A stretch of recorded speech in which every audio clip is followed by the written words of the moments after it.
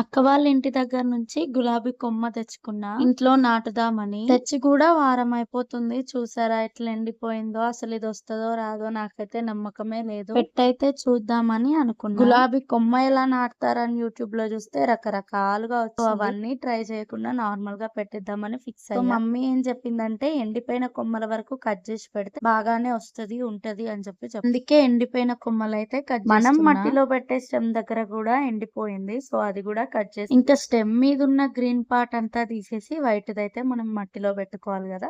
So peel off అయితే చేస్తున్నా. అంతా పీల్ ఆఫ్ చేసిన తర్వాత స్టెమ్ చూసారా ఎండిపోయింది. వస్తుందో లేదో. మేము ఒక డబ్బాలో ఎర్రమన్ను అయితే స్టోర్ చేసి పెట్టుకున్నాం. సో అదైతే పాట్ లో వేసి నెక్స్ట్ వాటర్ పోసి మట్టినంతా తడిపేసుకున్నా. ఇప్పుడు స్టెమ్ పెట్టడానికి ఒక చిన్న హోల్ అయితే చేస్తున్నా. పెట్టే అప్పుడు వస్తుందో లేదో నాకైతే నమ్మకం లేదు. వస్తే మళ్ళీ అప్డేట్ ఇస్తాను. మళ్ళీ కొన్ని వాటర్ పోస్తున్నా. దేవుడు నా మొక్కని కాపాడితే నెక్స్ట్ వీడియోలో చూపిస్తాను. అంతవరకు స్టే 1 వీక్ పాటు ఇలా మొక్క అయితే గ్యాప్ లేకుండా కవర్ చేస్తాను.